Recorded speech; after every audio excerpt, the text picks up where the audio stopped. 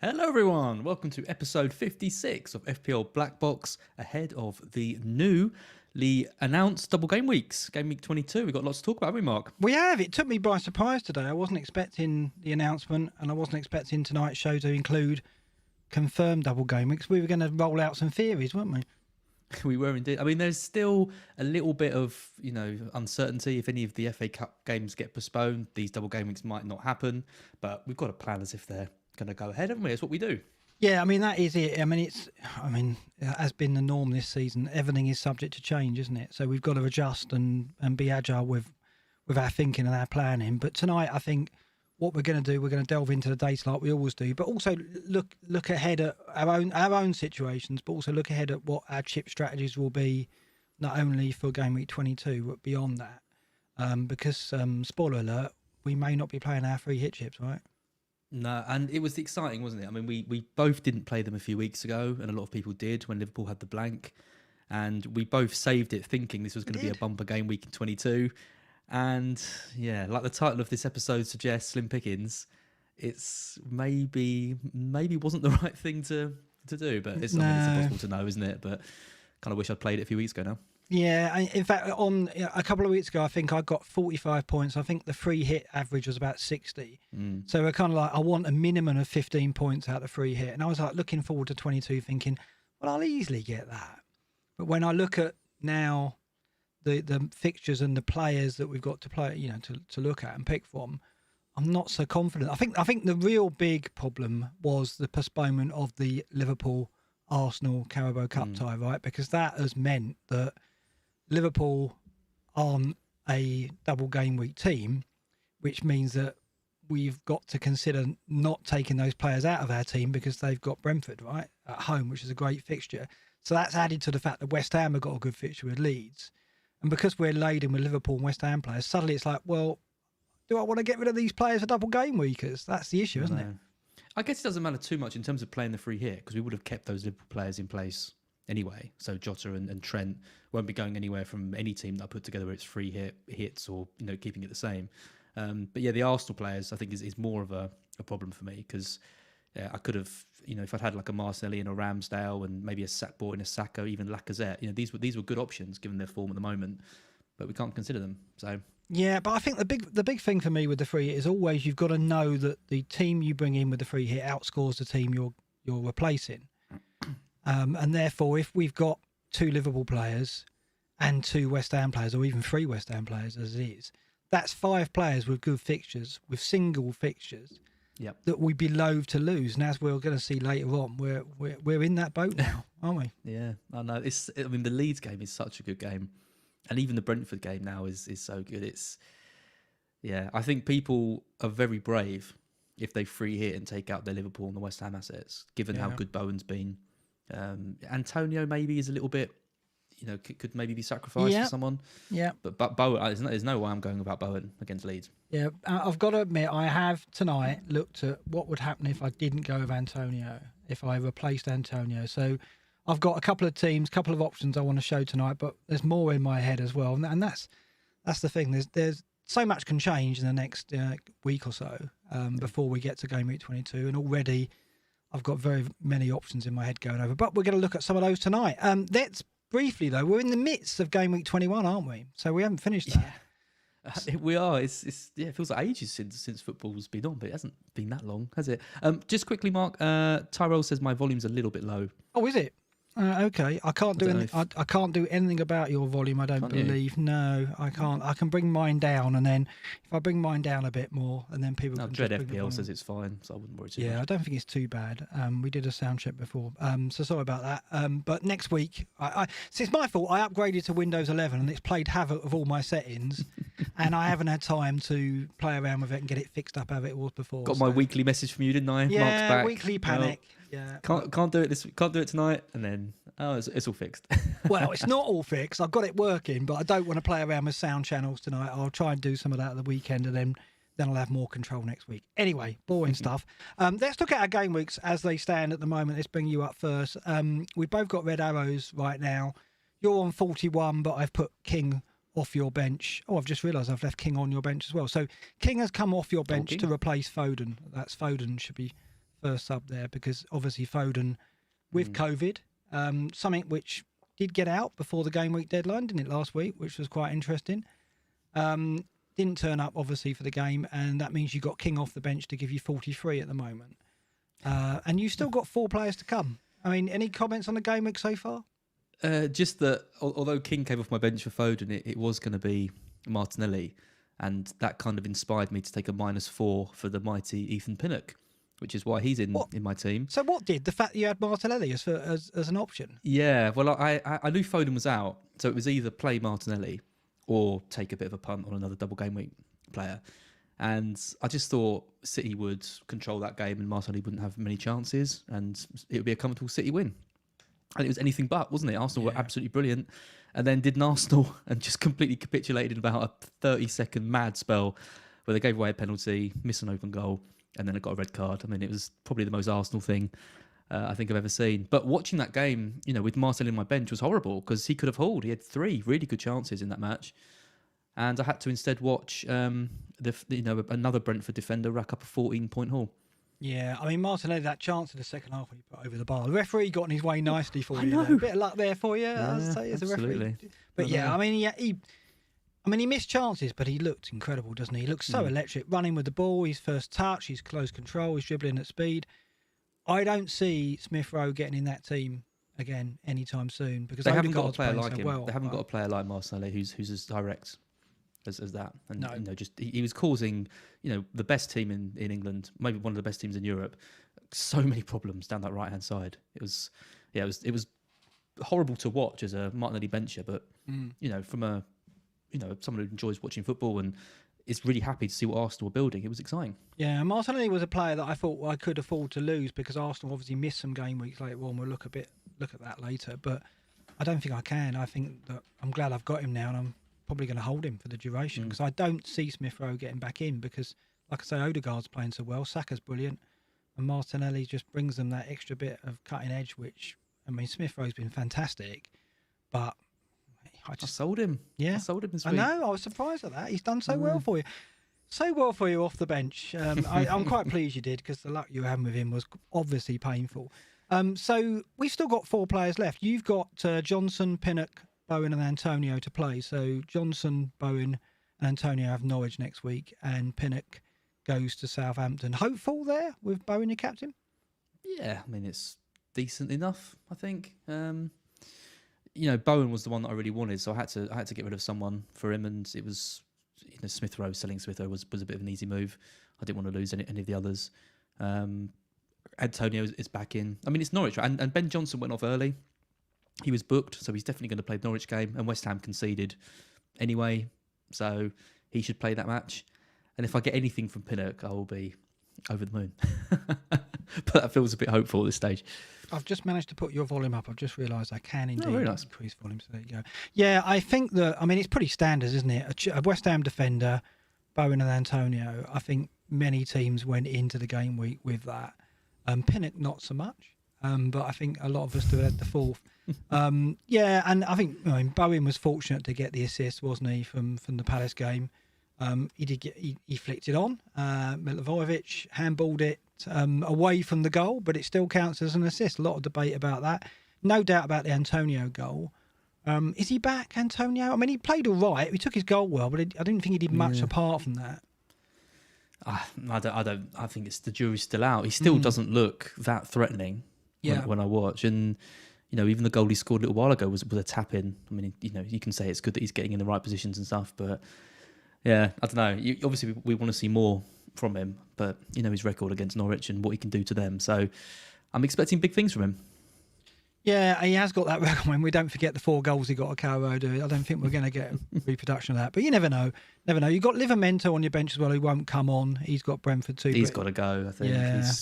Southampton are just not keeping the clean sheets, and he's not getting the attacking returns. And I think there's better options around the 4.5. He was doing mark. So well for us, wasn't he? Doing so well for us. That's 6 or 7 returns in a row for a 4 million defender was incredible. But yeah, it's just not happening anymore. I think there's plenty of other options we can consider. So you've got a red arrow at the moment, but I think you'll get a green out of that still with those 4 players. Yeah, should do.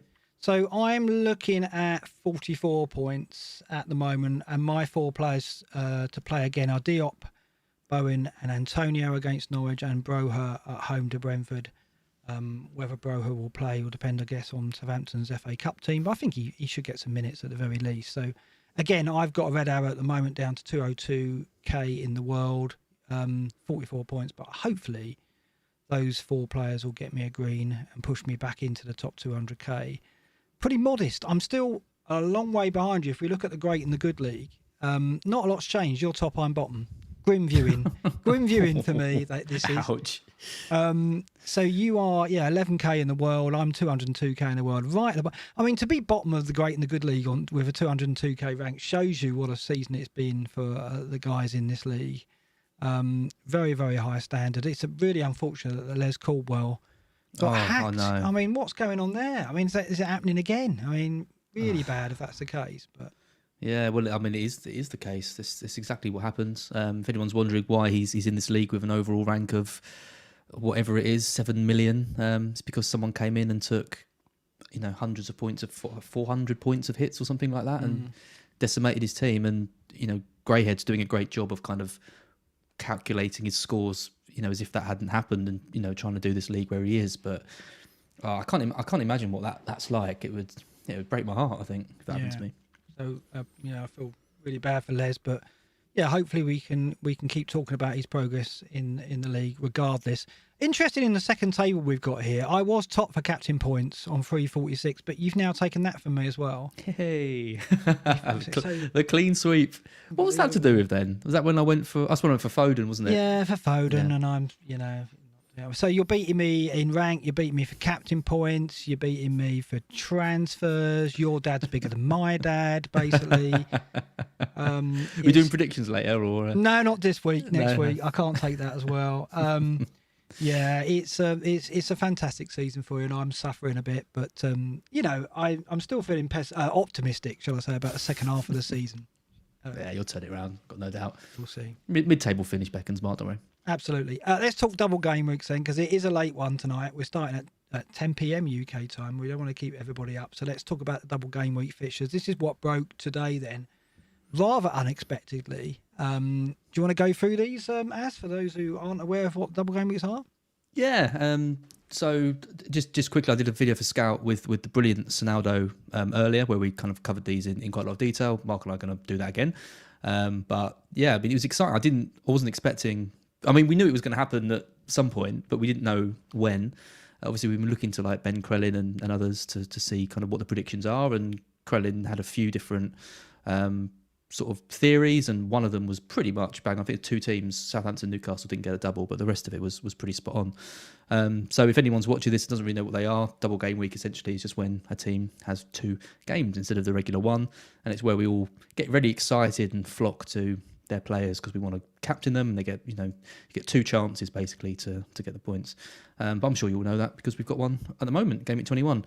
So they range from the kind of awful fixtures of Brentford, Liverpool away, United at home, doesn't really get much worse than that, to the sublime of Watford, Newcastle away and Burnley away, and then a bit of a mixed bag sort of in between.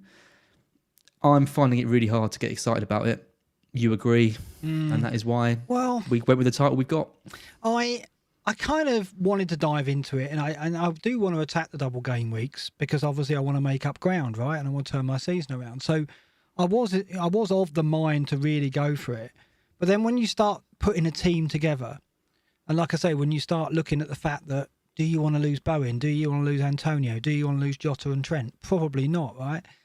And then you look at the players you've already got. If you've got 5 or 6 double game weekers already, with a hit, you can get 7 or 8, and that's probably all you need because you're going to want to hold on to Trent, aren't you? You want to hold on to Jota and maybe the West Ham as well.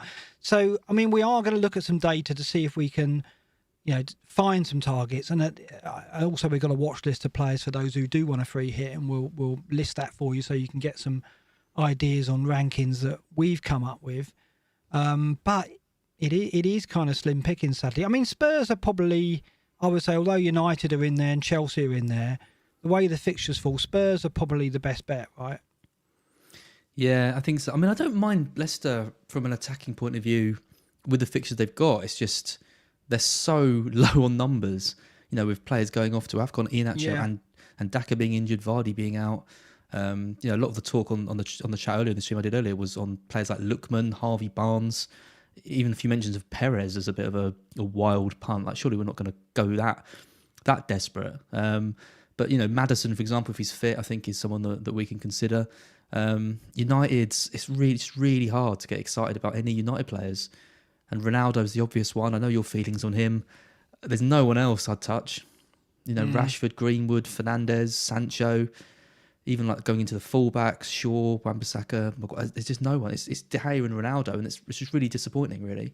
I think there's more with Spurs. I think Spurs probably have the most options that we can consider. You know, Lloris, Reguilon, Royale's putting in loads of crosses, and then, you know, Moura, Son and Kane. So you've got, you know, 5 decent options there. But I'm not too inspired.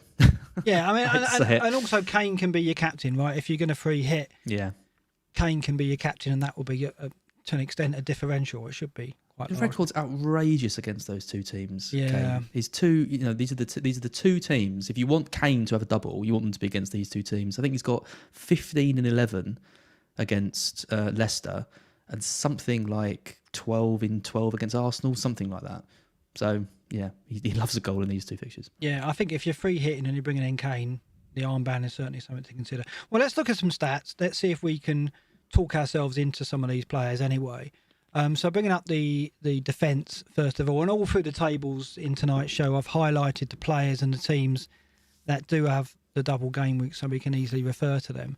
And defence-wise, you know, Chelsea's in there, right? The second ranked defence over the season. Brighton are up to third. Brighton in their rightful place behind the big two, City and Chelsea. And then you go to mid-table, you've got Brentford, Spurs, and then down the bottom, you know, Watford, Newcastle, Burnley. We're not going to be looking at, I don't know why Newcastle are higher, Watford, Burnley and Leicester. We're not really looking for defenders from those teams, are we? I think it's safe to say. So I think defensively, you know, I don't think it's great shakes, to be honest. I think the Spurs defenders are probably, with Sanchez and Reguilon showing some form, are probably our best options, because Chelsea defenders... Do you look for Rudiger? Do you look for Alonso, maybe, at this point? The trouble is with bringing in the Chelsea defenders, just how bad the fixtures are afterwards, or rather, even how bad the lack of fixtures are after this. If you're going to be using transfers and you're bringing in Rudiger, Alonso, you're going to have to get rid of them almost immediately after this. I think on a free hit, it's a bit easier. I think Rudiger or Alonso is decent, and we've done free hits with those in. But yeah, certainly I don't want to use a transfer to bring one in. I do like the look of Brighton defensively. I think, you know, the Palace game is normally there's normally kind of goals in it, but I think Lamptey is a good shout in this one, given that I think there's only 3 or 4 days between the fixtures, but he's been managed so well over Christmas. You know, I think the postponements have helped, and he's played a lot of minutes. You know, he's either been playing sort of 70 minutes or coming off after about 70 minutes, something like that. But he has been starting kind of back to back. So I think he starts both games. His heat map is outrageous. His touches in the penalty area are outrageous.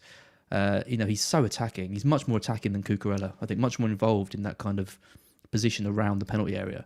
So he's someone that I'm looking at. And look at Chelsea. They were so scared of him. You know, going into that match, they moved Reece James over to the other side because they didn't want to put Alonso there. Never going to have Alonso against him, were they? But they're going to have to now. In the end, they had to, Yeah, and you know, he didn't get anything from that game. But I think attacking wise, Lamptey could get something, and I wouldn't be too surprised if we did keep a clean sheet against Palace. But if you look at the last 4 table below, I mean, Spurs are ranked second defensively for minutes per XG non-penalty. They're second to Arsenal, surprisingly. So the North London teams, the 2 best defences over the last 4 matches. This is last 4 matches rather than game week, so it is the last 4 that these teams have played. So the Spurs defence obviously on the up under Conte. One big chance in those 4 matches conceded, so big chance over 360 minutes, which is, you know, huge progress under Conte in this respect. And that is why, you know, we've seen Sanchez, who, you know, Billy picked Sanchez in his team a few weeks back, and I laughed at that and said, "Oh, you want to get Ben Davies? He's cheaper." And then Sanchez has this incredible run of form, including I think the 15-pointer at Watford, and Billy gets further ahead of me. But yeah, Sanchez is in there. Reguilon, of course, and Emerson Royale, who put in, how many crosses did he put in against Watford? Probably a record for a single player in a game. None of them effective, but even so, he shows intent. So I do think the Spurs defenders, if you're free hitting, at least one of those. Yeah. Perhaps, like you say, with a Brighton defender, and we'll look at defender data in a moment. But yeah, Brighton, as I say, have now established themselves as right up there. They've been kind of waving around mid-table, creeping up the table, but they've sneaked ahead of the likes of Brentford and Aston Villa of late, and over the last 4 games, 4th, and over the season, the 3rd best defence. United, is there anything there? I mean, you mentioned De Gea. A lot of us have got De Gea, of course, but really, the defence still looks suspect, doesn't it? And they're relying on De Gea too much. Yeah, just one thing quickly on Spurs before we come to United. I was looking at the defensive numbers, before Conte and after, and what I found most interesting was shots conceded inside the box. Pre-Conte, Tottenham were 4th worst in the league. They conceded 105 shots in the box. Only Leicester 113, Norwich and Burnley were worst. They'd conceded more shots inside the box than Newcastle, for example, and Leeds, some of the worst defensive sides. Since Conte's come in, they're 2nd best for shots conceded in the box. Only Liverpool have conceded less shots than them inside the box. So it's clear that's what Conte's prioritised. Just stop conceding so many shots inside the box, lads. Like, it's the number one priority. Yeah, so he changed formation, did he? Went 3 at the back. And we've seen them at the bottom of these tables, like not so long ago, before Conte arrived. They were bottom of some of these tables. Incredible. And now look where they are. They're second. I know. Second in the last 4 and creeping up the season table in 9th. So, huge improvement there. Yeah, I think United's defence, ordinarily you'd look at maybe Maguire, maybe Varane. I don't think we can look at the fullbacks because there's rotation there, right? But would you? I mean, you're not going to double up. You probably would just go De Gea, right, if you're free hitting. Absolutely no way. I mean, I feel sorry for I've been not that sorry, but a little bit sorry for anyone that got Dalot in, for example, because... he came in and it looked like I would have said he was probably the more likely to keep his place over Telles, who other people were doing, and Wan-Bissaka's come in and been awful. Yeah, what's the story there? Why has Wan-Bissaka won his place back? I have no idea. I mean, he hasn't done anything to make me think he's any better. His crossing's still terrible. Defensively, he's like fairly solid, isn't he? But I think Dalot was offering them more down that flank, so I'm surprised they've made that switch. I don't know if Dalot's going to come back in. If you've got Dalot, I guess you keep him and hope you get a game out of him, but I wouldn't be buying any of them. They're just so bad defensively. Like, they're just so full of errors, aren't they? They don't concede like too many goals, but it's just whenever you watch them, it's just like they've got a goal coming. They've got a mistake in them all the time, haven't they? Yeah. And against Wolves, they just look unsettled. They look nervy all the time, don't they? And that's like the relationship between the back 4 just isn't there.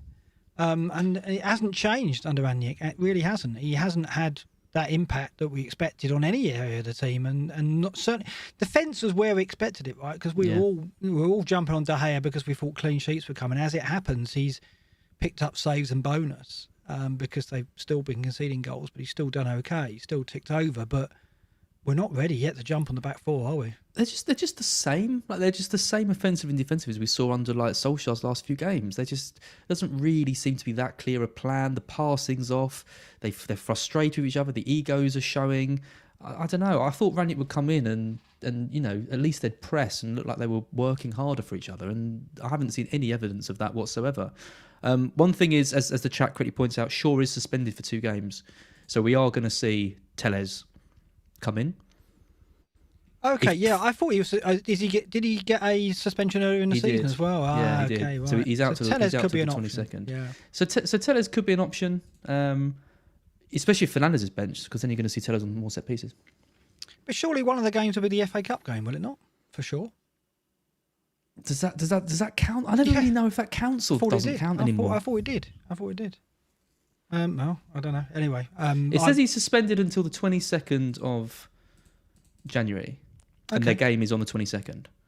So does that mean it's he'll be back. Game he'll be back according to that. So he'll be back for that. Yeah. Okay, so he misses 1 game. Shame on me for not keeping up with my Man United defenders, but I guess Telles would be an option over Maguire then. We'll put him on our watch list later on, but oh God, I won't be going there. I think most free hitters are going to go De Gea. Although I mean there is some. I like Lloris. Yeah, I was going to say there is some interest in looking beyond De Gea, given that a lot of teams who aren't going to free hit are going to have De Gea in their team, right? So probably makes sense to try and look elsewhere. Let's look at the attacking data. Because again, look at that last four, Spurs top. Incredible, isn't it? The turnaround. Obviously, we've seen Son and Kane become factors. We've seen Moura really settle under Conte as well and be a factor for them in attack and be amongst the FPL points as well and be in consideration, I think. But elsewhere, you look at that last four table and you look at the highlighted teams and there's nothing too much on offer. Leicester are 6th, 4 minutes per XG non-penalty on 66.8. But like you say, they've been ravaged by absentees on the African Cup of Nations and injuries as well to Vardy. And then we have to go down to Brighton in 8th and United in 9th. And when we look at Brighton and United, limited attacking options again, really, isn't it? I mean, it's encouraging with Leicester because they have played City and Liverpool. And they got the win against Liverpool and they were completely out of the picture against City and managed to claw back 3 goals and make it a game before City kind of ran away with it. They then had Arsenal before that, which they won 4-0. So I guess it's kind of the complete, peaks and troughs of that. But I do like Leicester going forward. I want to know who's going to start up front for them with all their strikers out. Is it going to be Barnes? I mean, we saw him play there a bit last season. Is Perez fit? You talked about him earlier. I think Perez is just... But he hasn't played for a long time, right? He's not... He got that red card, didn't he? And Rodgers, I think, just kind of wiped his hands of him. I think it's either going to be Lookman or Barnes that goes up front, which could be an option. With Maddison behind, right? So Maddison's the one to look at as well. I think so. See later on. Okay, let's look at player data then. So this is player data over the season so far, and again the players highlighted are those with double game weeks, and it's telling that if you look at minutes per XG non-penalty, you have to go down to 8th to find the first player for double game week, and then that player is Cristiano Ronaldo, one that we know all about, one that most teams probably have anyway. So why would you don't need to free hit him in if you've got him? Obviously, you love him, don't you? No, I reluctantly bought him in because I did consider him to be a key player after this period. If you look at 24, 25, 26, those game weeks, United have got very strong fixtures. They got home games, but having seen United the last few times now, owning Ronaldo and watching him closely, you do, don't you? You watch players closely when you've got them in your team. There's something about that. You look for them on the pitch when they're not on the ball. You look for their runs off the ball. You look at their every touch. And I've not been impressed with Ronaldo. It's the same kind of thing that I saw earlier in the season when I was down on him. I don't think he functions as a lone striker. It is better with Cavani there. But if anything, I probably prefer Cavani. I mean, I don't know. I don't fear him either. I think if I got rid of him as watching United without him, I don't think I'd necessarily fear him. No, I love my weekly message from you, which just says all he can do is lay the ball off and run, and no one's getting it back to him. When he's receiving the ball, with his back to goal, he never tries to retain possession, turn with it, and run. Right? He seems very wary of doing that, and he just looks at the immediate layoff. Cavani is obviously a bit stronger and better at doing that, but you don't see it from Ronaldo. And so when Ronaldo's on his own up front, they don't seem to be able to build. So Rangnick's made the change to put Cavani there, and I expect to see Cavani in most games with him now. And they clicked really well at Spurs, didn't they, in that game? And they both hauled, but they haven't clicked so far in the couple of games. The formation just doesn't suit him either. I mean, 4-2-2-2, it's nonsense. No width. I don't get it. I don't get the formation at all. No width. Relying on... I mean, you said it, in one of the first episodes about, how important it is to get him service. Yeah. And the likes of Rashford and Greenwood and, and Sancho's been such a disappointment. You can't rely on him to get him the ball. Fernandes is out of the team at the moment, which is crazy, absolutely crazy. And then you're relying on Wan-Bissaka to put balls in and are completely out of form, sure. There's no one that can get him the ball. And look at the passing. I mean, the passing against Wolves. You talk about, it doesn't matter about what system you're playing or, what players you've got. Like, you've got to be able to pass the ball 3 or 4 yards to another player without conceding it to Wolves. Wolves were just on them. Wolves were playing like what we thought Rangnick would try and instill into United. High tempo, pressing, winning the ball back, loads of shots. It was such a bad performance of United in that game. I don't know where the pressing's really gone. Worried. That's the thing. They were pressing in that game against Palace, and it looked like the formation was set up to allow for that pressing, right? So concentrate the pressing down the middle, and it was working for periods against Palace. It's gone. It's disappeared. They're just not doing it. Yeah. I mean, we know Ronaldo's not, it's not part of his game. So then we knew that they'd have to almost force it upon him. but it's just not there. I mean, they were letting Wolves have the ball and bring it out, and they were just dropping back. It was poor. And I don't know. I mean, if you didn't have Ronaldo already and you were free hitting, would you still bring him in? I'd prioritise Kane. I think if I was looking at one of Ronaldo or Kane, and you've got Son in your team as well, I'd be going for the double up and going for Kane. If I've got Ronaldo, and obviously I'm not looking to say I'm not thinking of captaining him. I don't think. I think the Spurs options are better than him. I think there's going to be fear. I mean, he's 30% owned, something like that. His EO is going to be high, and people are going to be worried about it. But I think Kane is a better pick. Yeah, I mean, Kane on this table is ranked 29th for minutes per XGI non-penalty, 186.0 compared to Ronaldo, 139.5. But Kane has made up ground in recent weeks, as has Son. Son is 20th on 166.4. I mean, last season, these two struggled to get on this table because they were just scoring goals with low XG as it was and doing well anyway.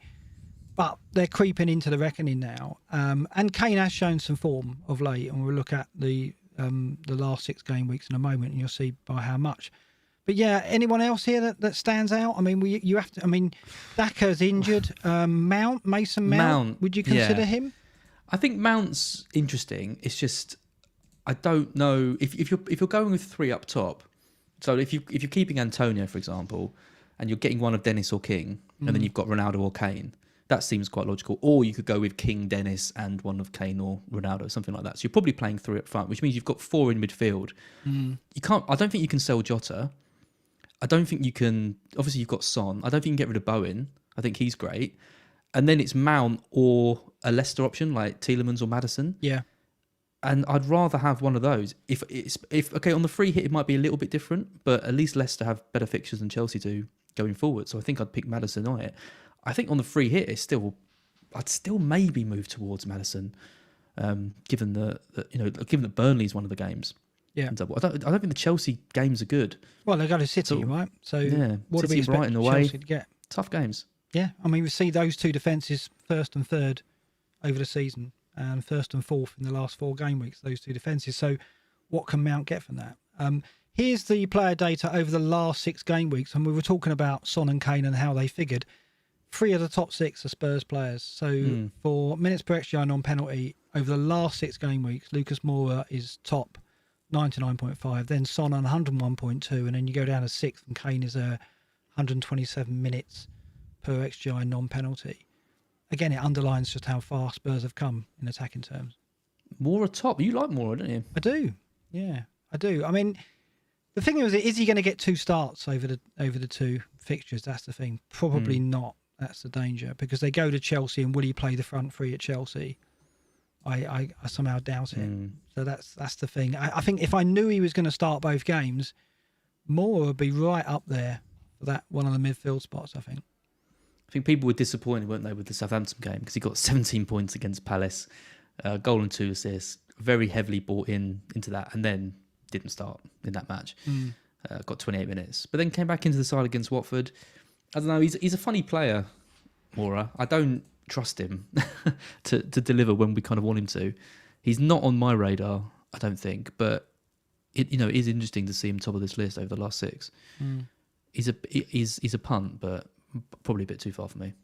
If we go down the list, I've got some players outside the top 30 who have double game weeks down there, and Telles is actually 37th, 233.8. minutes per XGI non-penalty, which is really high for a defender. Just behind Emerson Royale, who we've mentioned already, getting in crosses. So, Telles, Royale, I mean, maybe, is there, could you go 5 at the back rather than going just to 3 or 4? You could. Do I trust Tottenham to keep clean sheets against Arsenal and Leicester, who have been scoring quite a lot of goals lately? I'm just not sure whether I'd go for the double up on Spurs. I think one of them makes sense. Who'd you pick out of Royale and Reguilon? Because they're both frustrating for different reasons. I think I'm finding it kind of hard to pick between them. I no contest. I mean, I think quality wise, Reguilon's still go Reguilon miles ahead. Yeah, I mean, we saw against Watford, Royale had so many opportunities to cross and wasted the ball so often. Reguilon had a couple of chances. I think Reguilon's got a better goal threat, and his quality of supply is better as well.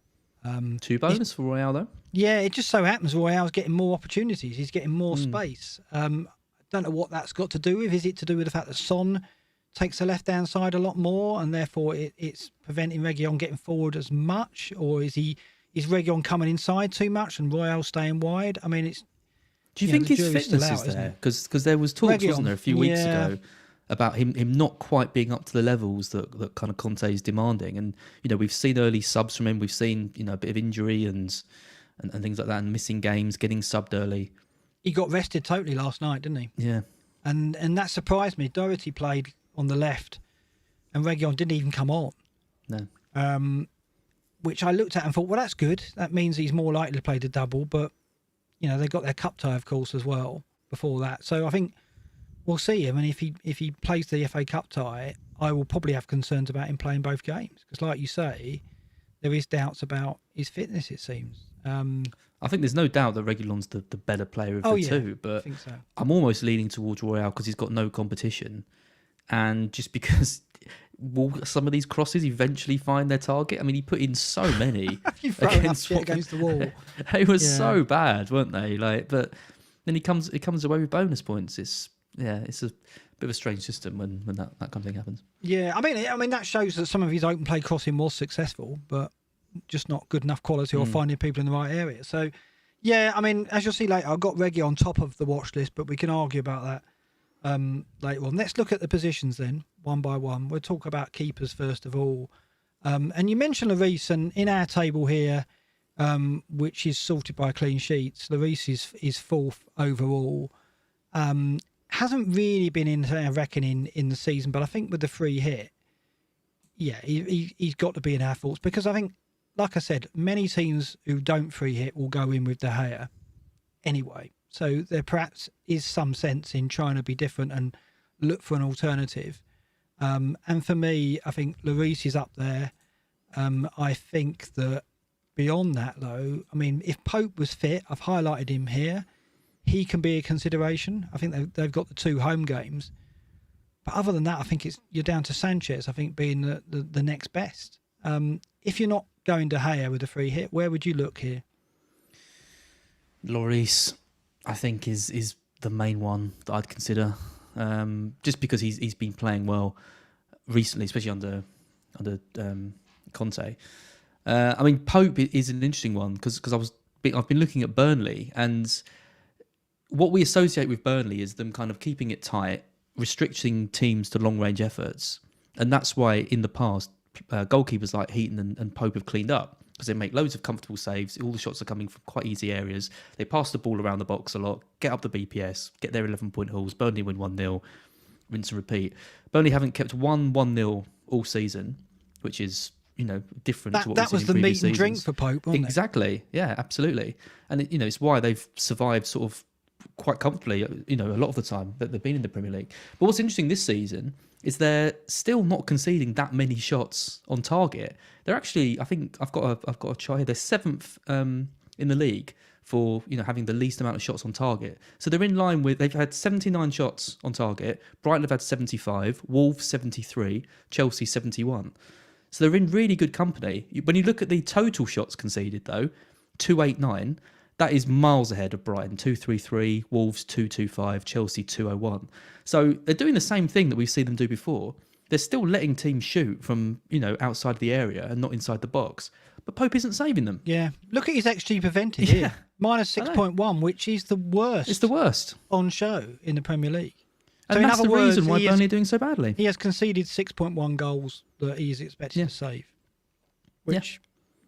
It's extraordinary, isn't it? Because he's still in the England reckoning. He's still in that conversation, but he has had a poor season. No, he won't be for long if he carries on playing the way he is, because he's not saving anything. And the stats suggest that these are shots he should be saving because they're not close range efforts. These are the more long distance range shots that they've allowed teams to have in previous seasons that they expect their goalkeeper to deal with, and he's not dealing with them.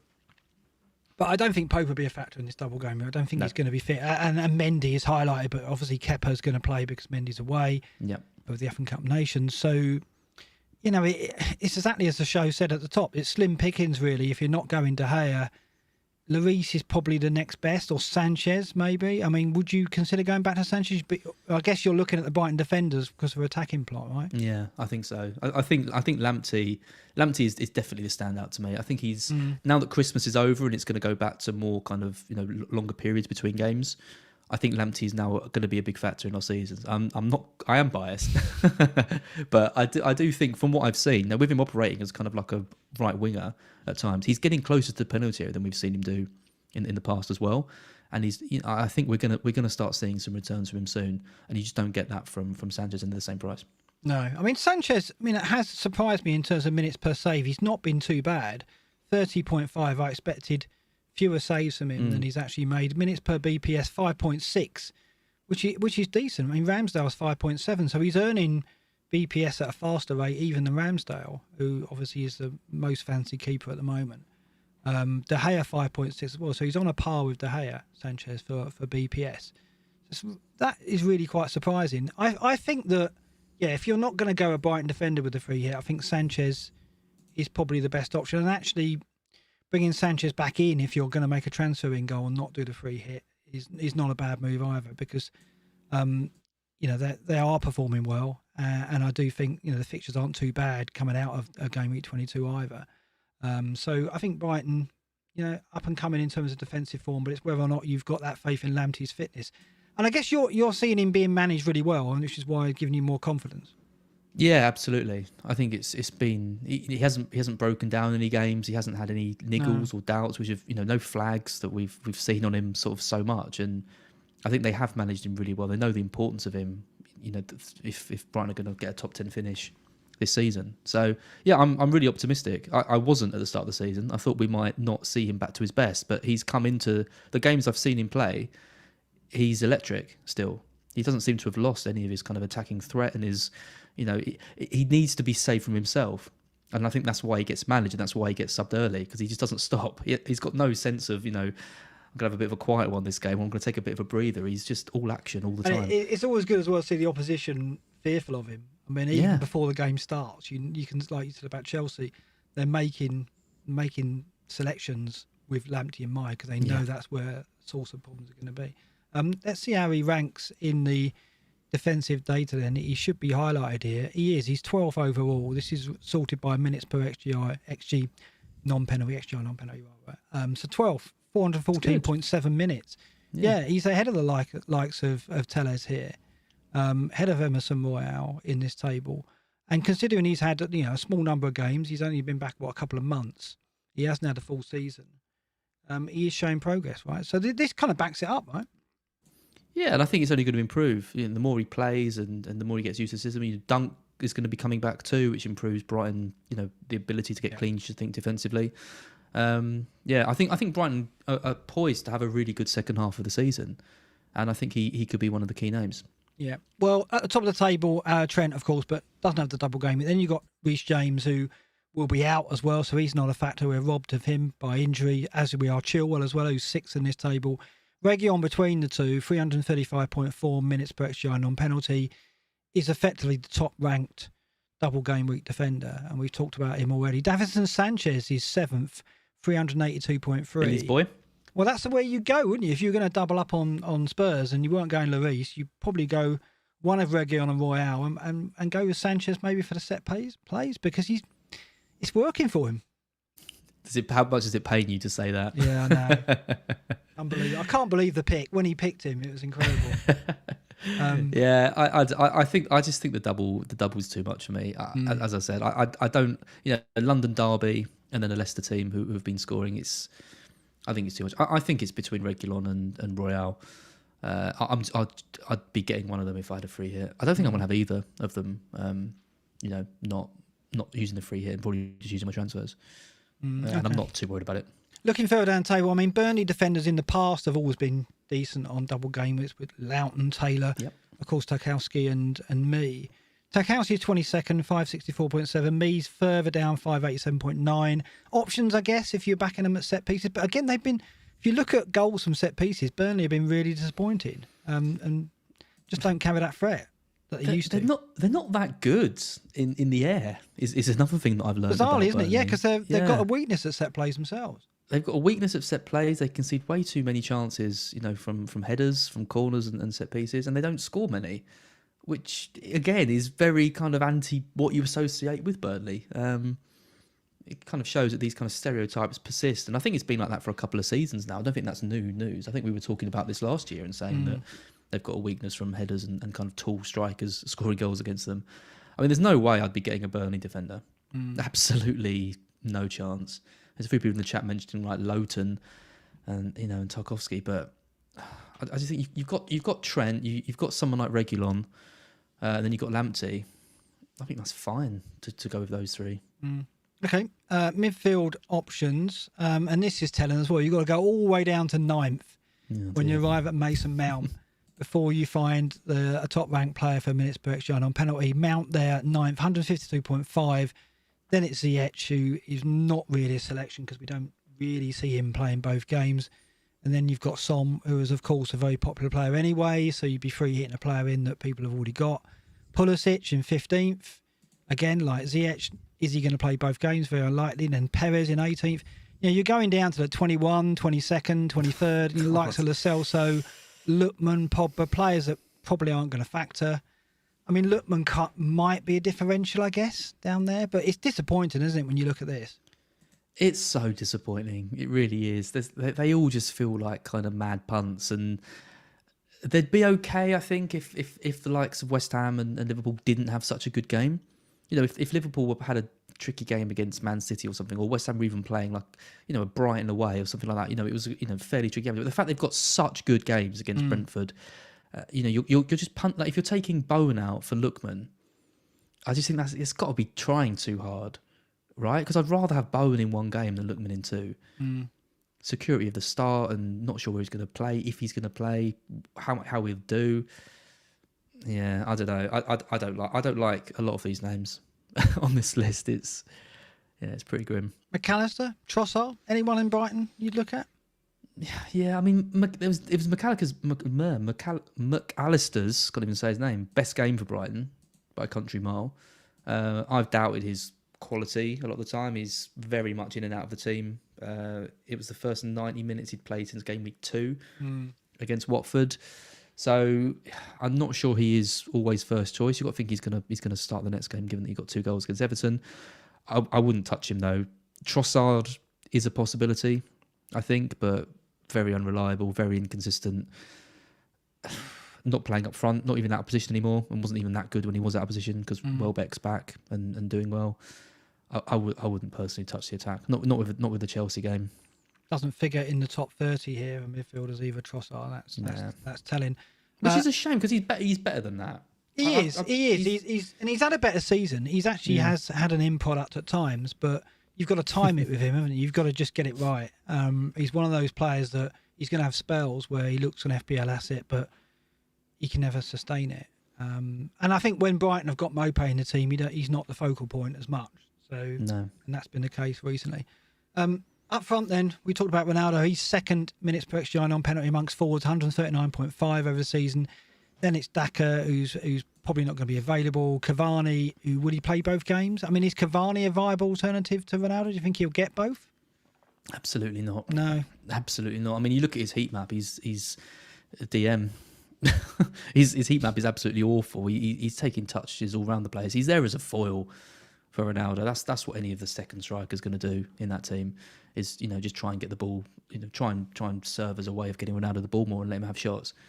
There's absolutely no way I'd go near Cavani. And Martial's not a factor, of course. And then we've got Kane in 13th, 186 minutes per XGI, non-penalty. Then King. So really, I mean, you're absolutely right. You're looking at Ronaldo, you're looking at Kane, and then one of the Watford strikers, really. And beyond that, you're taking a punt on the likes of Mopé, aren't you? One you haven't mentioned is Lukaku. Well, okay, so how are you feeling about him now? I mean, obviously all is forgiven, right? Did you see his Twitter? Yeah, his apology. What great was it? Right. There's a Simpsons meme of I think Smithers holding a gun to someone's back as they apologise. Very reminiscent of that. I don't know. I think he's going to be back in the side. Of course, yeah. Yeah, I don't think Tuchel's going to keep him on the naughty step for any longer. I think they probably said to him, do the apology and kind of all's forgiven and make up everyone, and that's what good. So I think we'll probably get 2 starts out of him if he starts. It's just Chelsea haven't been that great offensively, and I don't trust him. And again, it's that you've got to put him in over the likes of Kane and Ronaldo, and I think they're ahead of him. Yeah, it's the money. Even with the free hit, you'd worry about going Lukaku because you'd have to go without presumably one of Kane or Ronaldo to make way, unless you're going very cheap elsewhere with a free hit. I don't mind it. I don't mind the Lukaku punt if you're looking for someone a bit different. I think he is someone who, he's a world-class striker playing for a top team. Brighton are a good side, but really, Chelsea should be winning that game against us. The City game is Arsenal have shown that they can be got at, and I think City haven't actually been that good for the last couple of games. And there's a really good performance from Chelsea in the cup. So there are signs that Chelsea assets could deliver over the double game week, and Lukaku is probably the best asset to own. It means that you can't get Ronaldo and Kane, who I think are probably a bit better. Remember all those shows back we talked about Ronaldo and Lukaku? We were so excited about the pair of them. I was obviously waving the flag for Lukaku in particular, less so Ronaldo. But as it turns out, they've both been disappointing. And if anything, Lukaku's been the most disappointing of the two. Yeah. Haven't had the impact on our season that we expected.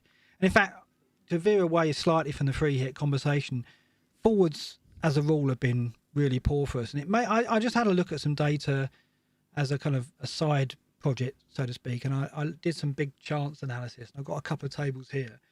And what we're looking at, the highlighted players are strikers. And this is minutes per big chance, non-penalty. So you take penalties out of it. And you look at this season, the number of strikers that are highlighted in that 21-22 table. Quite a few. Third is Firmino, behind Salah and Jota, who are obviously midfielders. Then Cavani's fourth. Then you've got Mane, Pulisic, Ronaldo, Martial, Torres, Benteke. But the point is, in the top 10, there are only 5 forwards. Midfielder there, who was amongst it, and that was Jota again, who, whenever we roll back the numbers and look, Jota always impresses. So this is showing that strikers this season just aren't getting the big chances with the same frequency they did last season relative to midfielders. Midfielders are getting more opportunities. And I wonder whether this is just a trend we're going to see and whether it's a problem. Luke talks about the fact that the centre forward is becoming a player that just serves the wide attackers, which are often classed as midfielders, Mane, Salah, etc. And are we going to see this in FPL from now on, in that we'll have the big hitter strikers like Vardy, Kane, Lukaku, who perhaps will grab our attention now and again. But as a rule, we're going to be more about throwing money into midfield because the midfielders are just becoming more and more of an attacking force. Yeah, it's a combination of, we've had some key names that we haven't been able to call on. So like Bamford, for example, could have been a factor after his amazing season last year. Yeah. Calvert-Lewin as well. Vardy's now approaching an age where I just don't think we can rely on him to be this kind of explosive, reliable asset that we've had from him in previous seasons. And then we've had things like, Antonio going completely off the radar over the last kind of 8-9 weeks. Even more than that, which has been really disappointing. Kane has just been absolutely ridiculously bad all season. I'd like to think next year, we're going to start. We're going to get a better Kane. We're going to get Bamford back potentially, or a new striker. We're going to see more strikers coming into the fold. I think this might just be. Hopefully, it's just a one season. It's a blip, is it? Thing. Yeah, I think so. I don't think we're going to see all teams playing with a false 9 or a striker that's only there to score goals. I think Lukaku's an interesting one because it does look like Lukaku is there as a foil, right? And that's what he's saying in the interview, is when he's talking about not enjoying the tactics, I think there is a part of him that is just like, I just want to score goals. I just want to run up the pitch and score a goal instead of having to bring in all these other players. And that's not really what I want to do in the side, because I can't think what other tactics and shape he's complaining about, because they've won the Champions League. He knows this is the system that Tuchel plays and wants. It can only be his role within that side that he doesn't like. Yeah. And it must be the chances that he gets. It was funny as well, because goals remember scored. the Arsenal game, and that's the one I got him off the back of. And you remember Tuchel said, "Oh, well, we haven't really had any sessions with Lukaku yet. We just threw him in and see what happened." And I remember I said to you, "Oh, imagine what happens when Tuchel gets hold of him. If that's how good he was without any coaching." And the opposite has happened. He's regressed as a result of Tuchel imposing the tactics on him. He's become that Arsenal game. He looked incredible. It had a lot to do with Arsenal, fair enough, but the way that James supplied him out wide, they were getting the ball into his feet, and it just looked amazing. And then since then, Tuchel's never played him in that way, or never served him in that way at all. They've really struggled. Yeah, absolutely. And, you know, all the stats about Tuchel's strikers, that was the kind of indication that might happen. But I don't think anyone really believed it, because we just thought Lukaku is too good a striker. He's too perfect for this system with these wing backs and the ball and Mount and all Ziyech, all these players that can cross. He's surely going to be used as the kind of central point for the attack near the goal. And we just haven't seen that yet. But these tables are, I mean, we'll see what we get next season. But it is always, I know every year the FPL look at, do we have to make Mane a striker? Do we have to make Salah a striker? And the problem is, you know, that growing trend that those wide attackers who are classed as midfielders are becoming the force in FPL. And we've seen it in previous seasons. And I think this season more than ever, it looks like, you know, it's more stark, and because strikers have failed us. So, yeah, just an interesting side thing that I found as I dug around. Okay, let's bring up the watch list for free hitters now. So these are the players that a lot of them we've discussed. I've put them in a rough rank order, and we can talk about whether you agree with this now. Goalkeepers first, I put De Gea top. You kind of agree with that? If you're free hitting, you go straight to him? Yeah, like I've said, De Gea or Lloris. So you'd have Lloris second, would you? Yeah, probably. Yeah, I think I would. Sanchez down in third. I'd rather have Lamptey, as I've said multiple times. I wouldn't want to do the double up. I don't think there's much in it between De Gea and Lloris. I don't think either will keep clean sheets. I guess De Gea's got better games, so maybe has more chance. So yeah, I probably agree. I definitely agree with Pope down the bottom. I wouldn't be touching him. No, whoever the Burnley keeper ends up being, and Kepa, not an option. I think if Mendy had been there, maybe. I think obviously there's still doubts about Kepa, even though he has performed fairly well when he's had the opportunities recently. But other than that, I mean, Schmeichel's had a bad season, has he? So even in normal circumstances, we might consider him with the fixtures they've got, but they've been so inconsistent. No team has conceded more shots inside the box than Leicester this season. There you go. You're full of these stats, aren't you? I know. Unbelievable. And in defence, I've got one of the Spurs defenders, Reguilon, Sanchez, top, then Lamptey, Cucurella. So I've kind of mirroring what you've said so far. You really fancy the Brighton defence, but you'd probably have Lamptey up there, even ahead of Reguilon or second?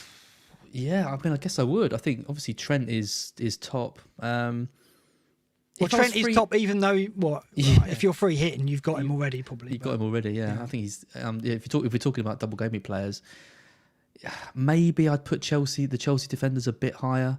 Right. Maybe Alonso higher, given that they haven't signed a left back yet. Maybe Alonso would be. I think I probably would go for him or Rudiger on the free hit. I don't really want to bring him in, as I said, because of the blanks and everything. But I think on a free hit I would. And then it's between Reguilon and Royal. I think I'm leaning towards Royal. You know. Are you? He's not on my list. He's on Sanchez and Vega. So you'd have Royal in there, and you'd have him higher, would you? Yeah, I wouldn't have Sanchez on there. Right. At all. I'd definitely go for if I was going to double up, I'd definitely do the two wing backs. Yeah. Yeah. Sorry, Billy. Yeah, I know. I was going to say that's what Billy wants us to do, though. You see, that's fine. So yeah, just go. It's pretty depressing. I'm just looking at this. I know it's not great, is it? So the list is Reguilon, Sanchez, Lamptey, Cucurella, Maguire, which you could have Tellez in there, given that Shaw is suspended. Rudiger, Alonso, Ben Mee, Pinnock, Thomas, and Cathcart, Leicester and Watford to round us off. We probably wouldn't be going Thomas. I mean, Thomas is cheap, isn't he? As is Cathcart. So I guess you look at those players for budget enablers if you're trying to par money with the free hit elsewhere. Let's go midfield. I mean, Son top easily, really. Yeah. If you don't have him, you bring him in. No contest. Yeah, and possibly your captain as well. And then I've gone Maddison. I've put Fernandes third. Would you agree with that? Or would you not even think about Fernandes? I wouldn't think about Fernandes. Really? I mean, he hasn't played the last. I mean, he gets benched once, and you think, okay, that's obviously Rannick making a point, benching one of the big names, and he goes, he gets benched again. Yeah, it's like, what is there? Is there a problem here? Like, what is?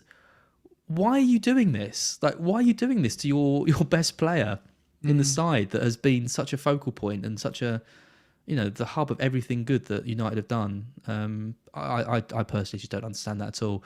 But I think for that reason, I don't think you can go there. I think he's just too much money. How far has he fallen as a fancy asset? Oh, I know. I mean, who's fallen further, Kane or Fernandes?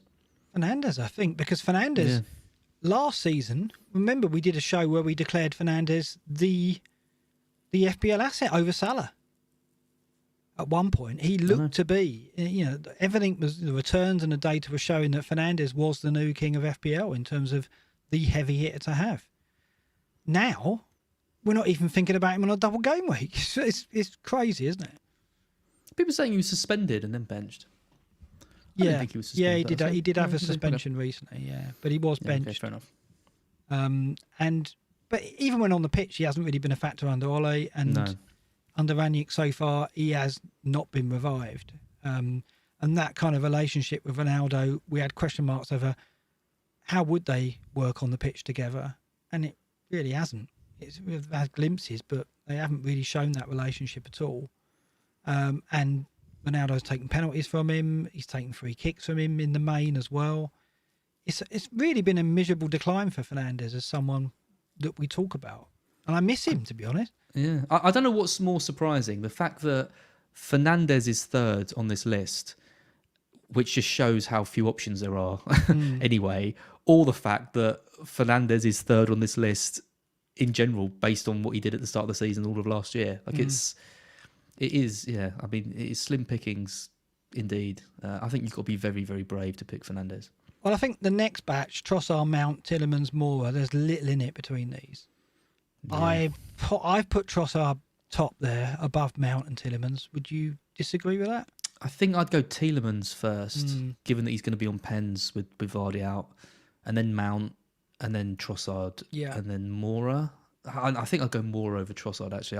Would you? I think so. I think Moura's just... If Moura does play both games, I expect him to do quite well. Yeah. It's just if he will. Trossard, Trossard won't get anything against Chelsea. I'd be very surprised if he did. You're kind of relying very much on that Palace game. Yeah, the only reason I think Trossard is he might be the lone he might be the false nine against Chelsea is what I'm thinking. Mopé might not play, but yeah, we have done that in we did that against Liverpool and it worked well. We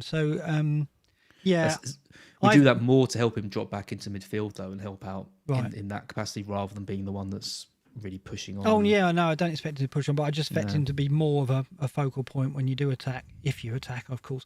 I mean, I've juggled these four players in and out of my team, my free hit team a few times today already, and probably will for the next few days. Underneath that, you got like Jorginho, McNeil. I like Tielemans. Just quickly on Tielemans. I do like with the pens, but also compared to last season, he's having a shot in half the time that he was last year. He's receiving the ball closer to penalty area. Heat map is better. Touching the penalty area has doubled, I think. His conversion's up. He's looking like a player who I think we can rely on a little bit more FPL wise. Before we've seen him much more defensive.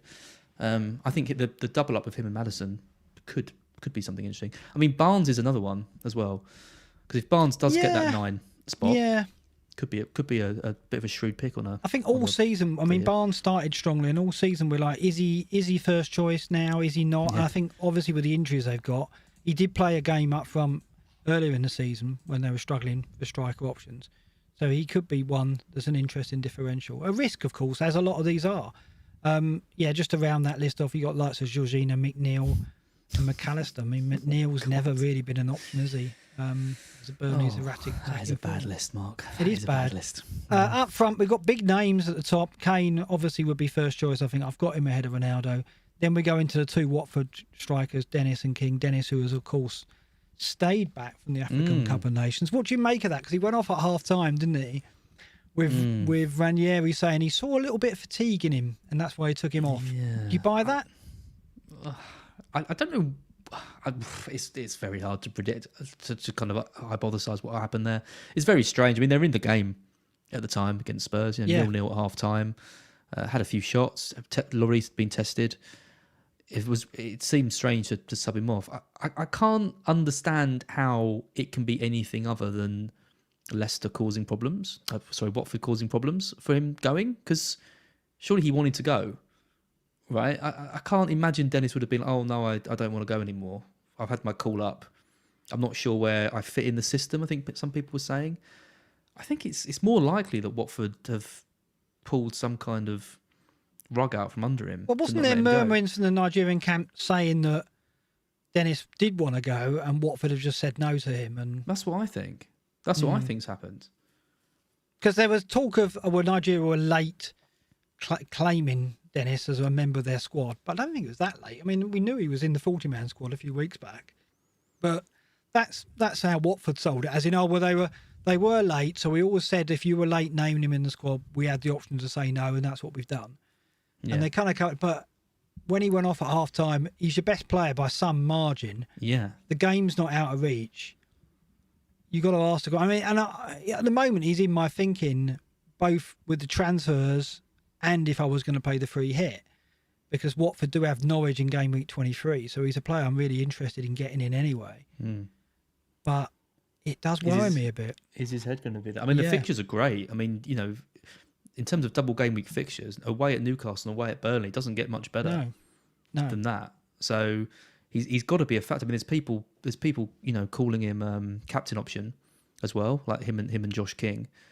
I just can't see any way in which he wouldn't have wanted to go. The African Cup of Nations, it's as big as the Euros, it's a prestigious tournament. Yeah. He's just come to the Premier League. He's made a name for himself. He's got the call up when he thought he wouldn't. You know, everyone would be so proud of him. He's representing the country. Every player would want to do that. I just don't believe that he wouldn't want. He would suddenly at the last minute say he didn't want to go. I just don't buy it. No, I think he did. It's whether or not he understood the club's decision and whether he was behind that. I mean, imagine Nigeria go deep into the tournament as well. Yeah, isn't there some kind of rule where if a player gets called up, the national team can sort of say they can't play? There was that, but apparently this is to do with when they called him up, and I think there was an agreement with Watford that if they didn't call him up by a certain date, Watford could say no. That's what Watford have come out and said, that we had this agreement with the Nigerian FA. They knew all along if they delayed their announcement of him in the squad, we could say no. And in the end, they didn't hit the target date that we set them, and therefore we're exercising our right to say no. That's what was said, I believe. That's what I think personally has happened. Obviously, it's all we can do is kind of, you know, hypothesize. It is a strange situation. There's no doubt about it. No, but Dennis, who's full tilt and his head's right, with those fixtures going into Norwich away in game week 23, would have to be a target, I think. But is his head there? That's the thing. I think I'd go King. Would you?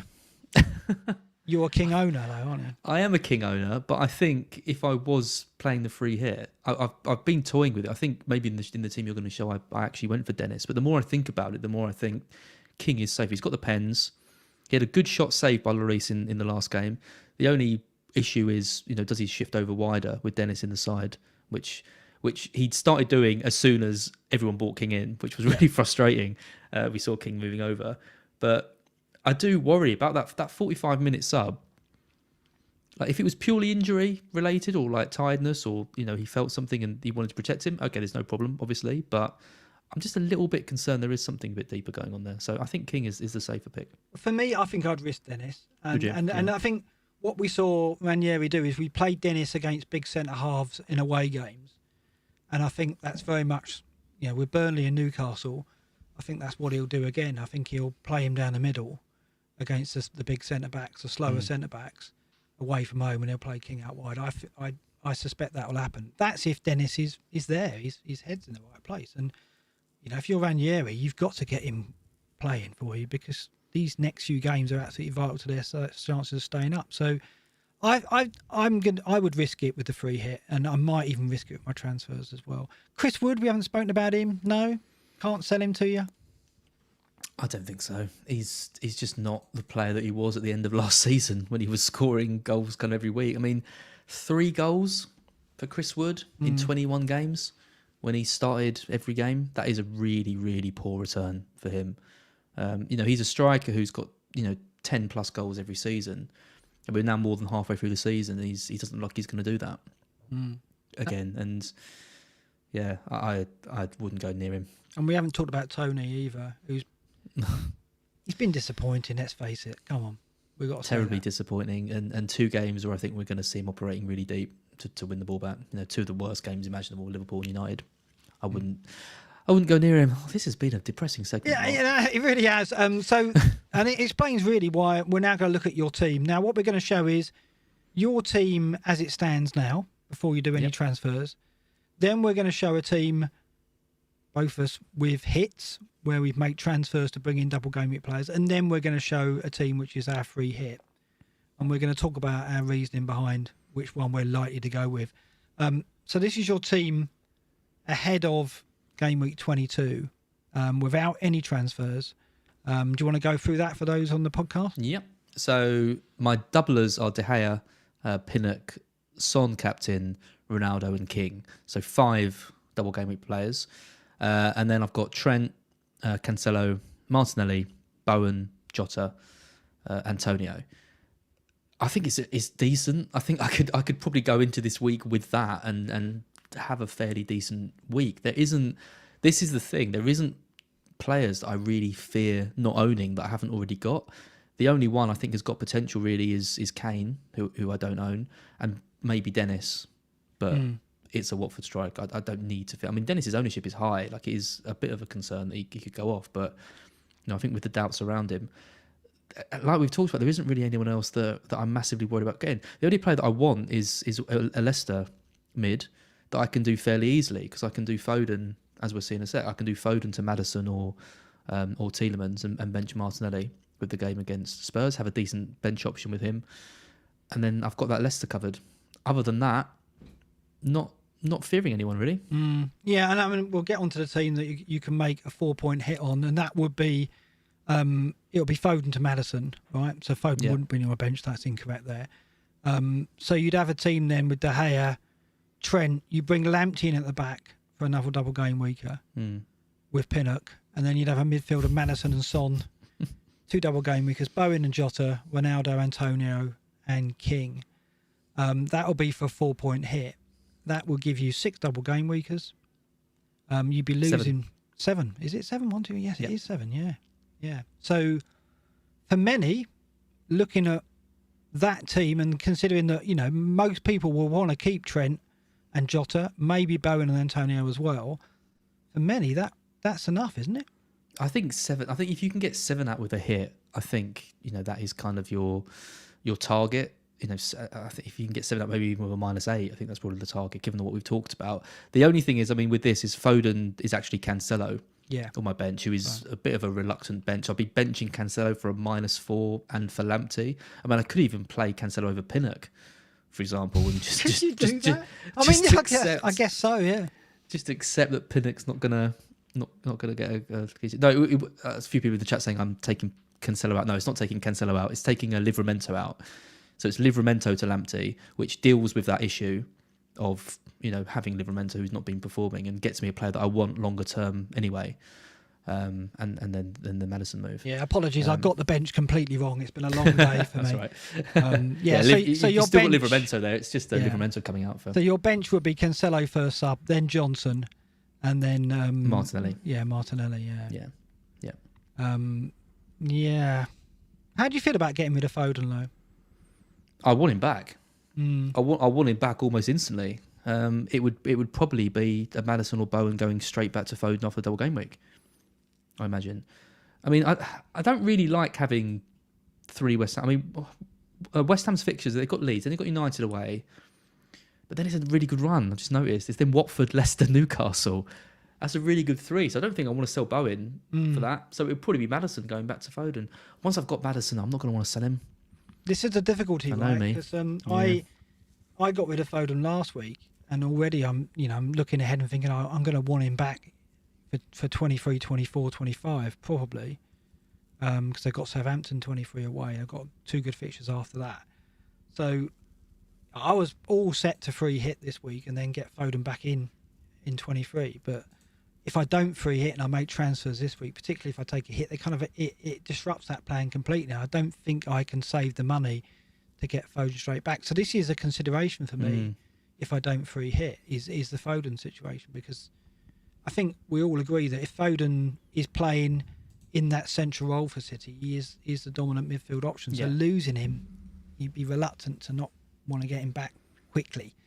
Okay, so do you think he's a captain option as well? Like, I captained him a few weeks ago in that game and got points. I mean, Southampton, Brentford, Norwich, the 3 after this week. They're such good games. It is. You want a City attacking player, and I would say Foden's still the best one. For sure. Are you likely to go with this then? You're likely to go, not necessarily with this team, but with a -4 and 7 double game weekers. That's what you're almost certainly. I might not even take the hit and just do. I could either just do Livramento to Lamptey, or Foden to Maddison and something like that.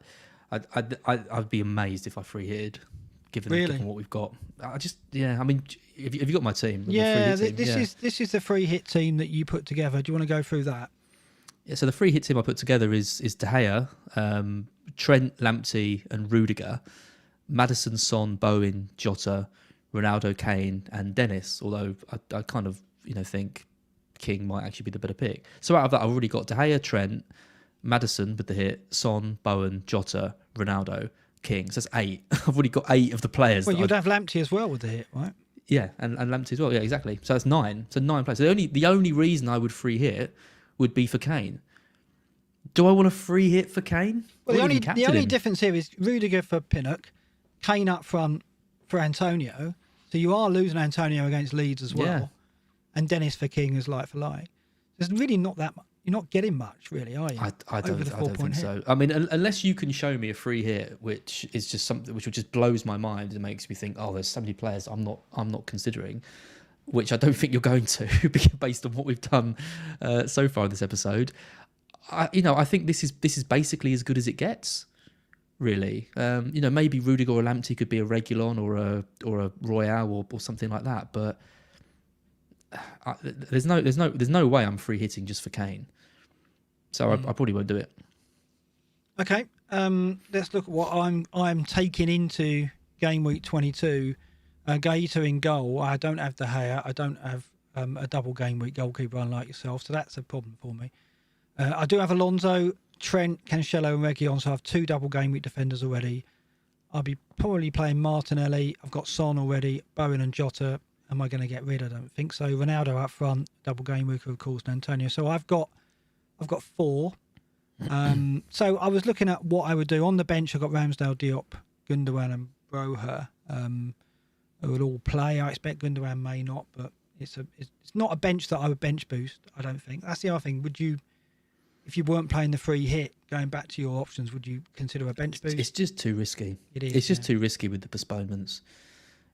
Under normal circumstances, potentially, I think if you've got Ramsdale on the bench, and you always find a time in the season where you end up with 2 quite good goalkeepers and a fairly strong bench, and I think there is you could make a case for it normally, but I wouldn't do it with the fact that any game could still get called off. I mean, we're now entering the period where we're most likely to see the biggest number of positive tests after Christmas, given that everyone's been mingling and socialising and everything. So it's not for me. Yeah, and we've said all along, isn't it? Like with the bench boost, you need to try and get your 15 out if you can, because the minute you start drawing from that 11 with subs, you're diminishing what your bench boost can get you. So this is what I've got at the moment. I've got 2 teams here with 2, one with a -8 and one with a -4. This is the -8. That would get me a goalkeeper. I've gone for Sanchez for budget reasons. I've gone for Trossard here, or it could be Tielemans, who's in my next team, as I said. And I've gone for Dennis up front. So it's a 3-4-3. It's Trent, Alonso, Sanchez in goal, Trent, Alonso, Reguilon, Trossard, Son, Bowen, Jota, Ronaldo, Antonio and Dennis. It's a good team, but it's a -8. Right. So who's coming out? I've got to remember who I would have taken out now. Obviously, it would be Gaeta in goal coming out. Yep. It would be Gundogan coming out in midfield for Trossard. Yep. And it would be Broha coming out for Dennis up front. Right. So all single game weekers. I mean, Gundogan and Broha, fairly easy to lose. Gaeta certainly is easy to lose. So they're players that I don't mind losing for sure. I mean, you're not going to want Trossard long term. I mean, Sanchez and Dennis obviously are decent, but you can bring Martin. I mean, Martinelli's got Burnley next game, so he's an easy player to sub in for Trossard. You don't even have to prioritise selling him. Cancelo on the bench as well. That's similar to what I'm doing. You're taking a hit, but then benching Cancelo, who could get a decent score against Chelsea, right? Yeah, which is why this -4 team is perhaps better. So this would be 2 changes. It would be Tielemans in for Gundogan and De Gea coming in for...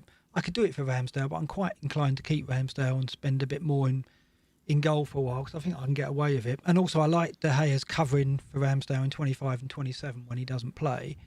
De Gea's got good fixtures. So this would be De Gea, Trent, Alonso, Reguilon, Cancelo, Tielemans, Son, Bowen, Jota, Ronaldo and Antonio for -4.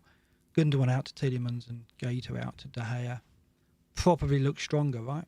Would you not think about doing Dennis, prioritising Dennis over Tielemans? Yeah, maybe?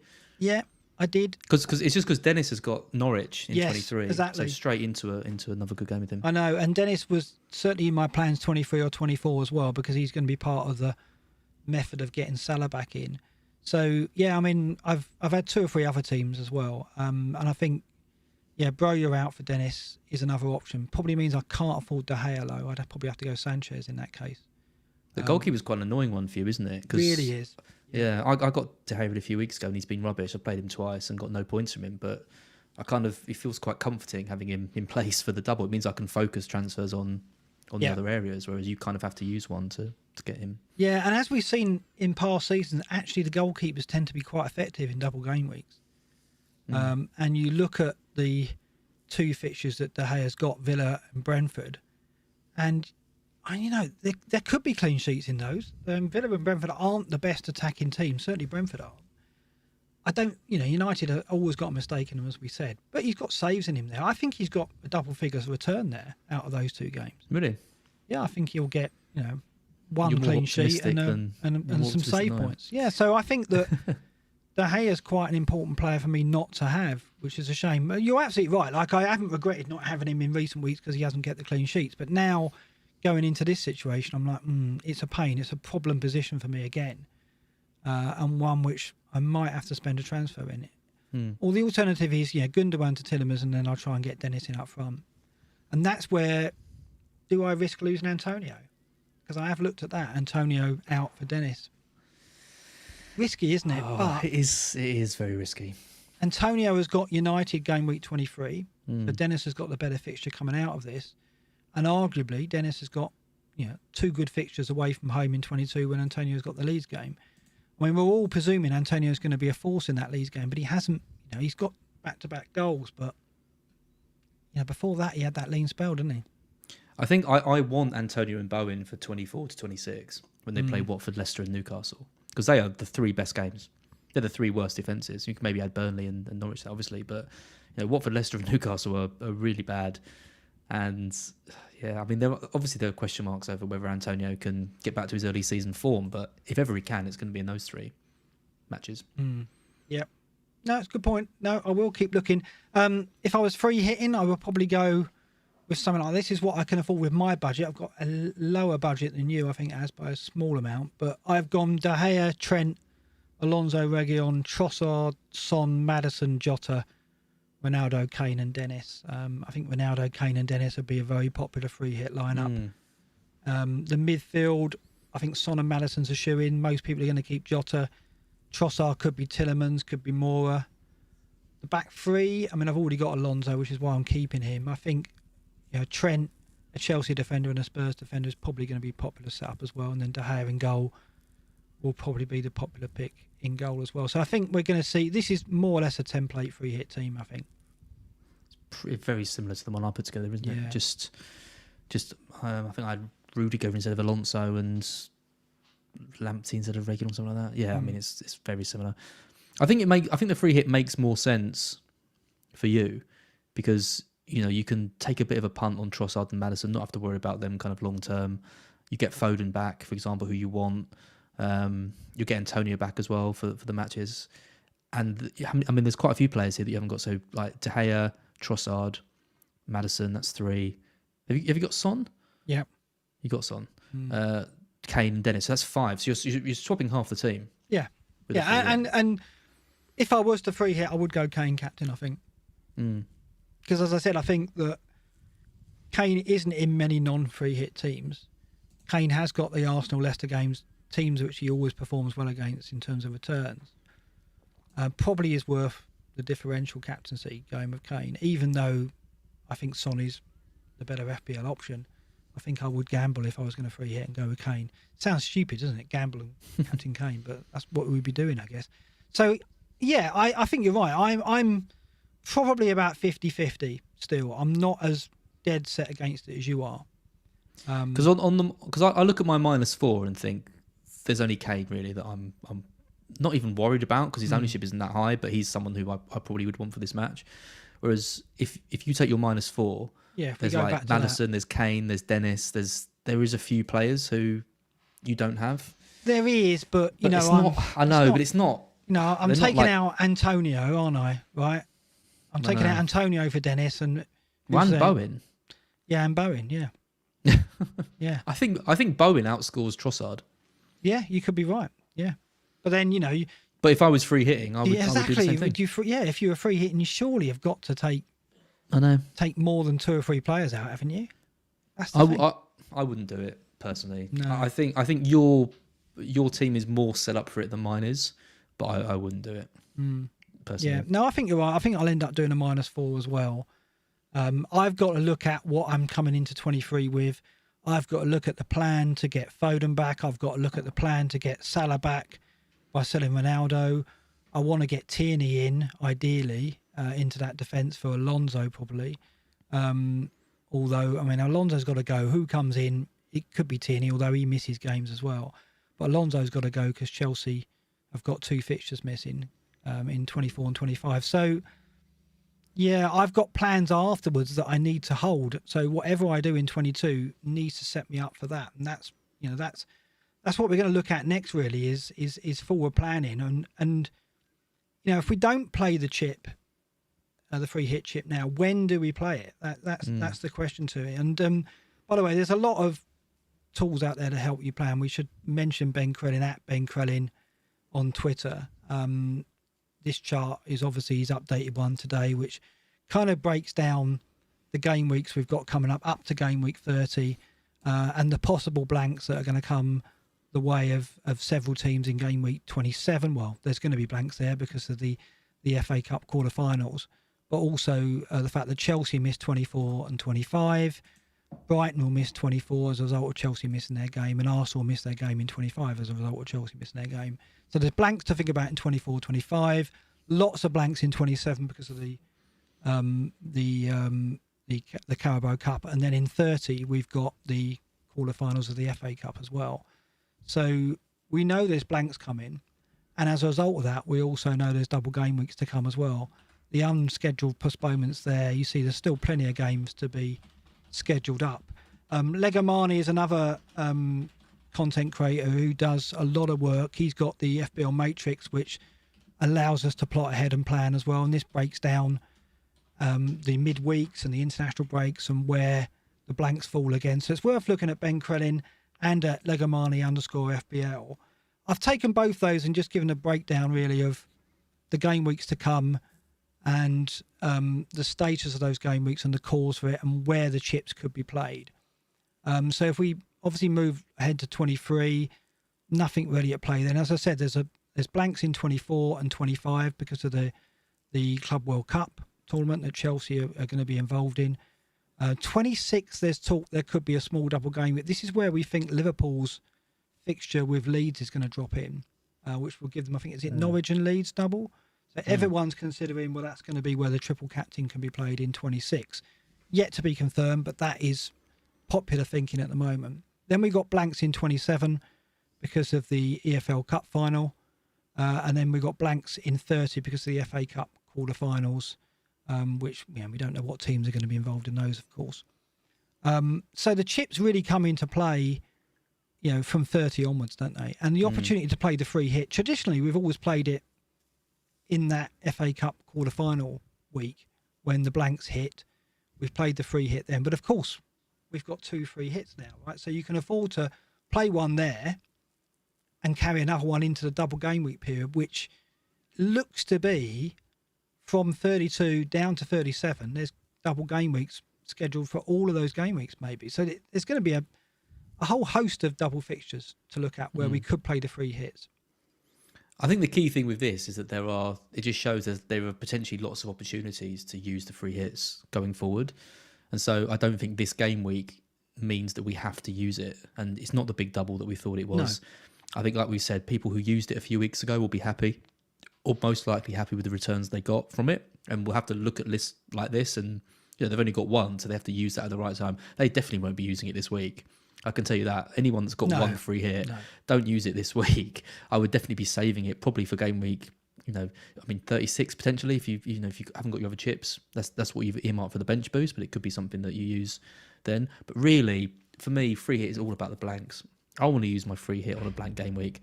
They're the ones. You haven't got to worry about filling your team up with players from rubbish teams who've missed out in the cup or got knocked out of the cup early. It just gives you a free pass in that week, and then you can build your team around it. And looking at this list and seeing there's going to be blanks in 27 and in 30 most likely, and in 33 potentially. These are the ones I'm looking at. Definitely using one of them, and then targeting one of the other smaller double game weeks where maybe some of the players don't have such good games like Liverpool and West Ham, and trying to get a bit of an advantage on that. There's a lot of talk of chip strategies on Twitter, and as I said, there's traditional tactics would be to free hit in the blanks for the FA Cup quarter-final, and then we would bench boost ahead of the big double game week, which would be, and we wildcard rather ahead of the big double game, which is going to be 36. We're fairly confident that's going to be a bumper double game week, and traditionally we wildcard into that, bench boost in the big double game week, because we see the bench boost as useful in a big double game week, although the past has told us that's not always the case. I mean, COVID didn't help last season. We'll see if that's a factor later in this season. It is a fascinating period, isn't it? And when you look at this, there's not many weeks where a chip isn't in our consideration from now on, right? And interesting, I think that's going to be interesting with the wild card, for example, because if you're wild carding in a double game week, that means you can't use your other chips as well. So working out when you're going to use the wild card and not use one of these other chips is going to be key, because you're essentially going to be wild carding in a double game week, which we've never really historically done, or at least unless you do it in 31. Unless you do it in 31 and then build. That's what we tend to do. We do it before double game weeks hit. I don't think we've ever seen something like this where we've got so many potential double game weeks in a row. So getting the chips right is going to be trickier, I think, this year than maybe we've seen before. I mean, the other thing that's opened this up is UEFA have said that the Premier League can schedule games in weeks where there are European games, which has always been an obstacle in the past. We had to do it last season, but when Ben was doing his planning, he was always looking for free midweeks where there wasn't a Champions League or Europa League games. Now UEFA have kind of opened the way for the Premier League to ignore that. So that makes it all the more likely that from 32 onwards we will see double game week. So yeah, I think we can look at this, and if you're looking at game week 22 and going, well, if I'm not free hitting, when am I going to use it? Surely I've got to use it now, because otherwise, when is it used? This demonstrates that there will be opportunities. It might be more difficult. I mean, free hitting in a double game week, I've never done it before. No, never done it. So the pitfalls will be, as always, well, am I taking out players that are going to score better than the team? Exactly like this week. Taking out Bowen and Antonio against home at Leeds for Trossard. That's the risk, isn't it? You've got to hope that when you get to those double game weeks, the players that you've got don't have the plum fixtures, and therefore they're easier to lose, and you can do more with the free hit. It's really tricky. I mean, we've said in the past this season that, the advent of COVID has it made the game somewhat of a lottery, and perhaps seasoned players have not been on the brink of giving up, but have been frustrated by this season. But there's no doubt we're entering the phase now where people who plan, people who watch this kind of podcast and listen to this kind of podcast have the opportunity to get an edge, because the planning really does come into this phase, doesn't it? I think so, and I think we are going to see a lot of people throwing their free hits at this double game week, and obviously it could massively work out. Maybe you do free hit in Kane and Trossard and Tielemans, and they all score. We saw it last time with a lot of the players that were being targeted on free hits coming in. But my gut feel is that it's not a good enough double game week to use such a powerful chip on it. And I think, given when you look at this list, there will be better opportunities, I think, for us to get the most out of it. Yeah, just going back to where we were at the top of the show, and the double game week fixtures, if there are cup postponements that block some of these double game weeks, that could change things, right? Because if all of a sudden, like say Spurs lost their double game week and I've got Son and Reggie on, I think that would make me more likely that's true. to play the free hit. So we've got to say this is as it stands at the moment, but we've got to wait and see what happens after the weekend and see what FA Cup postponements. I think there is likely to be people with like 2 or 3 double game weekers who feel like they're going to get left behind if they haven't got, the 7 or 8 that you kind of aspire to. And I think there's, I think that's a bit. I think most people are going to have 4 or 5. But I think if you have got like 2 or 3, maybe you don't have some of these. Maybe you haven't got Ronaldo or Son or Kane or anyone. And you spread your funds around. Then I think there is more of a case for it. I think you want to be aiming for around 6 or 7 in this week. I think there's enough to justify that. It's just I don't think there's enough to justify a full 11 of doublers. Okay, so I guess we'll see what happens with the FA Cup. See what postponements. See if there's any change to this double game week schedule. I think throughout tonight's show we've shown that right now the free hit, we don't feel it's right for us. Obviously, it's very, very team dependent. You've got to look at your own team and see what you can get with a 4-point hit or more, and whether or not you feel the free hit is still worth it. Well, I think we've shown that there are opportunities to play free hits later in the season. I don't think the triple captain's a chip you want to play, and I don't think bench boost is either, given that how volatile things are. So I think it's free hit or nothing in terms of chips. But as I've shown, there are plenty of times where we will be discussing the chips almost every game week, almost every show. In the coming weeks, there will be a chip conversation to be had. So, yeah. Triple captain on Kane would tempt me a little bit. If you had Kane already, or you bought him in on the transfer. If I had Kane already, or if I didn't have Ronaldo and I was bringing him in, I think that just given his record against the two sides and the fact he has been showing a bit of promise, and Spurs are on the kind of up at the moment from the stats. Yeah, of course. There's a case for it, but other than that, but even knowing that Salah's double game week, Norwich and Leeds, I think it could drop in. That's the thing. Well, that's very true. Yeah, difficult, isn't it? It is. Okay, that's about it for this show. It's not the regular show because we haven't obviously done our predictions. We haven't looked at our final teams because game week 21 isn't over yet. I know. But we are going to come back next week. I think we're planning a watch along, aren't we? Next week. Are we? Yeah, great. I think we discussed that. I think we're talking about doing the West Ham game on the Wednesday. Yes. Yeah. Oh, that'd be fun. Yeah, I think we got the same players. We won't argue that much. I've got Ben Johnson. You've got Diop. That's going to be Yeah. So we're gonna go live, I think, for the West Ham game, and then at half time and after the game, we'll look at game week 22 in a bit more detail again, and see what our plans are then.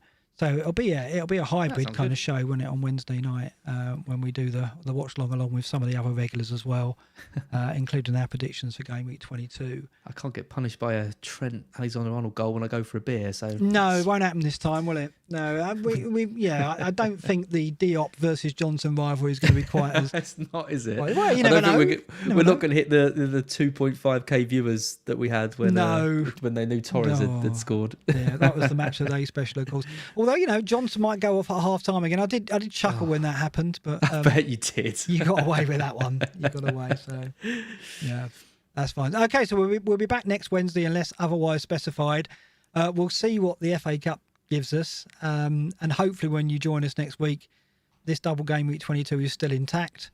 And maybe, you just never know, we might have changed our minds on a free hit. Obviously, let us know how you're feeling about that in the comments on the YouTube channel or on Twitter. We're going to be active over the next few days, of course, before next week's show. I think it's just over to you for the smash and likes now, Az, right? Yeah, thanks everyone for watching. All the people that have come over from Champman, which kicked off today. I got a Robbie Fowler 92nd minute goal you lucky for my swine. captain. So I am buzzing. It's great to have that back, and I think they've put loads of hard work into that, and we've supported that before on the stream and all that. So yeah, it's great to see that back ahead of the new season. Looking forward to getting involved. FPL Challenge, we're still doing that. We're giving a £5 for every green arrow that we get. There's links for that in the description. You can donate as little as 65p. And yes, a lot of money is there's clearly people who are listening to this getting involved in that. So thank you to everyone. Oh, that's really good. who's It's making up for my red arrows, isn't it, basically? It is. That's Yeah, good. you're not donating a bloody I know, penny. not at the moment, no. But I want to. Yeah, the final thing is if you are watching this, make sure you like the stream. We really appreciate it. Make sure you subscribe to the channel so you know that when we're coming back.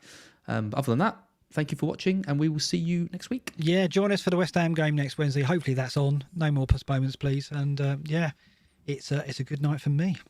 Good night, everyone.